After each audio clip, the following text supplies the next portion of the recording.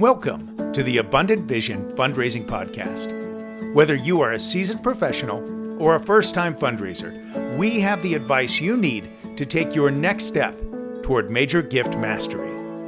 I'm your host, Tom Dauber, President of Abundant Vision Philanthropic Consulting. So one of the things that differentiates me from some of the other fundraising consultants out there is that I've not only done a lot of fundraising as an individual, I've managed fundraisers for a pretty long time, about a decade.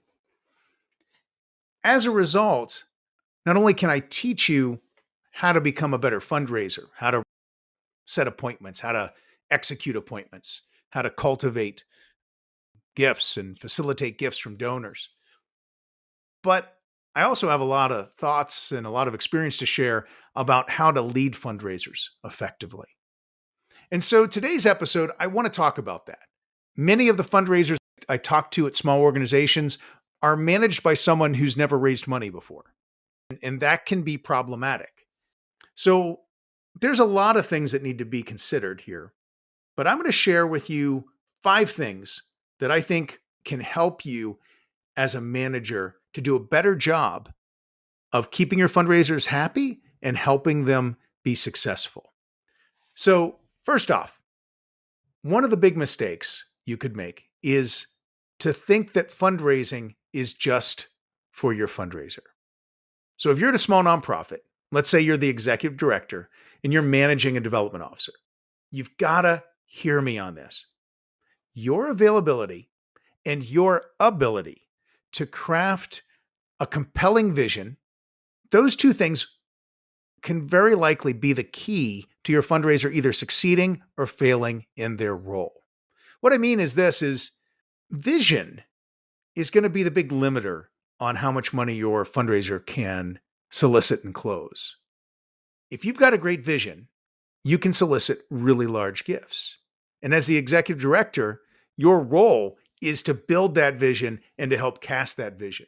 Not only does that give your fundraiser more confidence in what they're sharing and selling, it also is the thing that differentiates you from other organizations that are competing for your donor support. So you have a lot of responsibility in the fundraising process. I've seen fundraisers that are otherwise pretty average in their abilities just take off in terms of the revenue they're able to secure, primarily because they attach themselves to a leader who is a rock star, has a great vision. So this is going to be really important. Now, your availability is also critical, not just the ability to create a compelling vision, but also your availability to go on fundraising calls with your donor. You see, fundraising is a team sport. Now put yourself in your donor's shoes. Are you going to feel more valued by a visit from the fundraiser or the CEO of the organization? Many of your donors are CEOs. Your best ones probably have that capacity because they are leaders themselves of businesses. I have found frequently that CEOs of organizations want to talk to CEOs of nonprofits. They understand that the leader can make all the difference in the impact of the organization. So if you're not available, your development officer may not even get the appointment to meet with those people. But if you're going along with them to talk, it's way more likely that they're going to get that appointment. And besides, who but you can speak the most passionately about your mission and with the most authority? It's not your fundraiser. They might be able to speak passionately, but ultimately, the buck stops with the leader. So if you could only make one change today to improve your fundraising results, the most important one is to reserve time on your calendar each week when you can be available for the work of fundraising. If it were up to me, that'd be like 30% of your time. I think you'll find that the most successful fundraising organizations really see a large percentage of time focused on fundraising by the leader.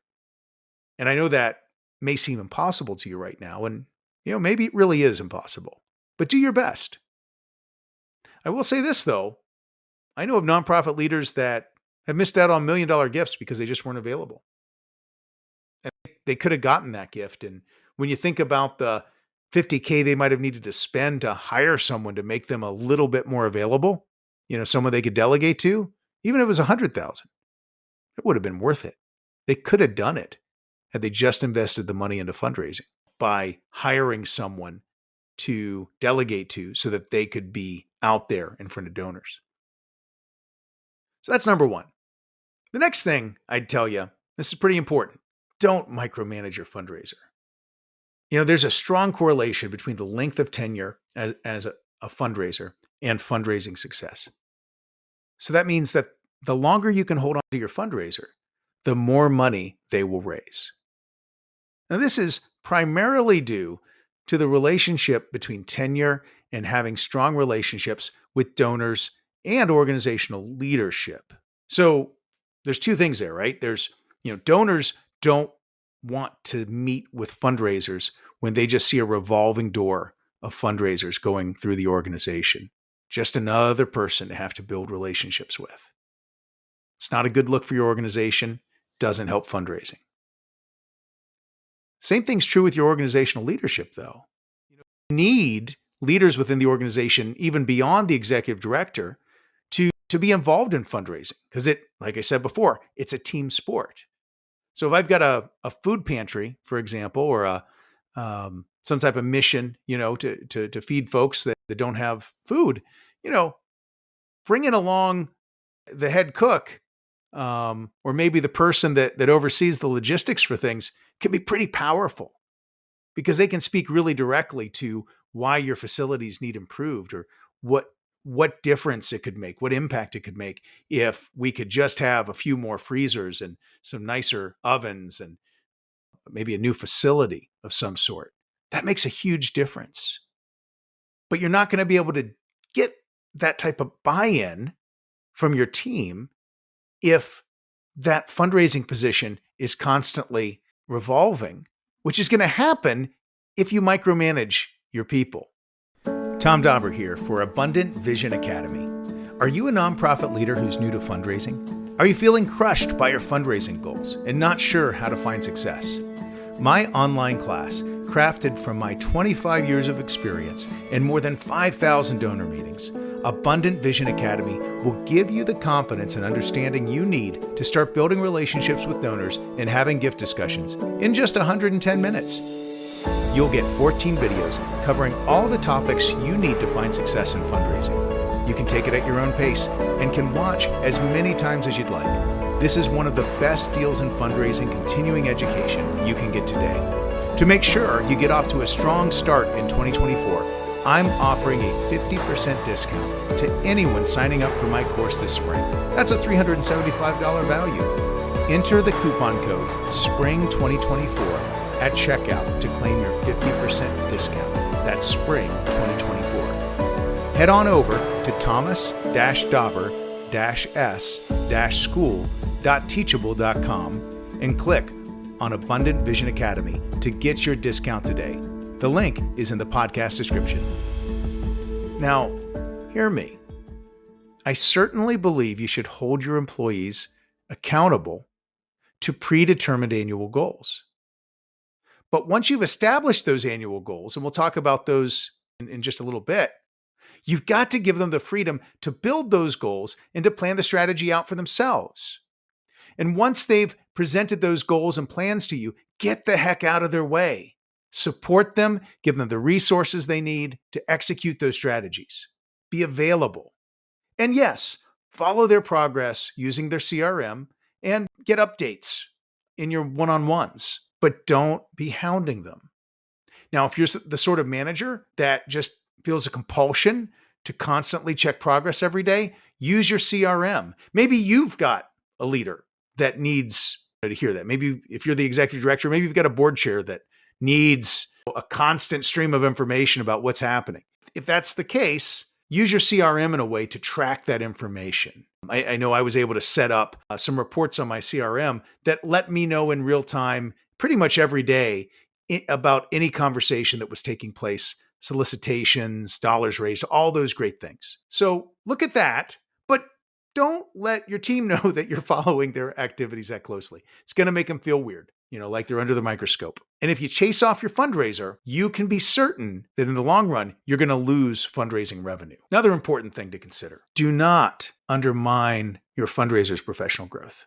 In this business of fundraising, turnover is very common. If you can hold on to your person for 2.5 years, that's, I think, the average right now in the nonprofit world. While we want to reduce turnover by treating our employees well, there will probably come a time when your fundraiser is going to need to go if they want to continue growing professionally. If that's the case, support them in this. Encourage them.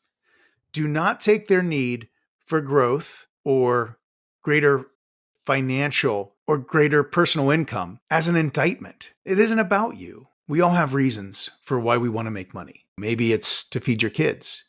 Maybe it's to help a parent. Maybe it's to plan for retirement. There's a lot of reasons why a better income at another organization is going to be important to them. And just accept that. If you can't be competitive and in pay, then just accept that. Or if you can't give them management opportunity or other types of professional growth, it shouldn't be a personal thing. And keep in mind, there may come a time in the future when you need their help. They may even be your boss someday. I've seen that happen. There was a person that I always wanted to work for, and life threw some curves, and next thing I know, she's actually working for me. Now, this person always treated me well, but that could have been a weird thing had we not had a good relationship. Number 4, my list today. If you want to stymie your fundraiser, if you want to make a fundraising mistake, then create goals that are not evidence-based. As I was saying before, I strongly encourage you to allow your employee to create their goals, their own goals, within certain guidelines, of course. But then they should discuss it with you for final approval. The goal should be built by looking at historical data, benchmarking with other institutions, and what your fundraiser's donor portfolio looks like what asks can be made in this year with which people, and what is their giving capacity. And that's going to change from year to year. Only after looking at all those things should you then also tack on, the current needs of the organization. A good way to fail in this, for example, would be to pick a number out of the blue or to add a certain percentage to whatever they did last year. That's not a good way to set a goal, because you've got to have a clear rationale for why fundraising is going to grow at your organization. Fundraising isn't going to grow simply because you were there an extra year. Fundraising isn't going to grow simply because you had a shortfall and need another 10% this year. That doesn't inspire more giving. Having financial need is not a good reason for your goal. Goals are based on fundraising plans, and fundraising plans are based on people. And so you've got to know your people, and your goals should reflect what you believe your people can do. Lastly, the opposite problem of micromanaging is not paying attention to your fundraiser's work. We all need encouragement in this world. Knowing that your manager sees your good work and appreciates it goes a long way in a world where there's lots of competition for talent. But you'll never be able to encourage your team if you don't pay attention to their work. One thing I'd highly recommend is actually take the time to read your chief development officer's contact reports. Maybe just the summaries if you don't have all the time in the world, but read them. A well-read summary should really give you a feel for what happened in the meeting. It's usually just a sentence, but take the time to do this. And when you see something that's great, let them know you read it. Compliment them. So this is going to reinforce the fact that contact reports are important at your organization, and that your report should take them seriously. So that's a great thing to reinforce, because you're building institutional history here, right? Now, on the flip side, if you've got someone who's maybe not doing good work, maybe they're even doing some unethical things, taking a look at those contact reports can also tip you off as a manager to your fundraiser falsifying work by copying and pasting texts into their reports. I've seen it. It actually happens. The other thing that I'd say too is when you're paying attention to what your fundraiser does, they notice, and everybody wants attention. But it's going to help you understand if and when they're ready for more responsibility. I think one of the saddest things is when organizations, and this is probably more large organizations than small ones, if they're not paying close attention to what their fundraiser is doing, oftentimes they don't know who's growing, who's really hitting the ball out of the park. And as a result, they end up missing opportunities to promote from within. And somebody else, usually another organization, ends up getting the fruit of their hard work. So don't do that. Don't miss out on emerging talent in your organization. Pay attention. Know who's doing a good job. Tell them when they're doing a good job. Talk about them to your board. And truly, when you can give somebody a promotion, give them a promotion. Give them a raise. Don't make your fundraiser be asking you for raises all the time, especially if they're deserved. Be the one to bring that conversation up. Talk with them about their future in the organization. That's going to be your best way to keep them there and to increase their fundraising productivity. Now, if you've enjoyed this podcast, please be sure to subscribe and give us a 5-star rating on your podcast provider. As always, I'm your host, Tom Dauber. Thank you for joining me as we journey together toward major gift mastery on the Abundant Vision Fundraising Podcast.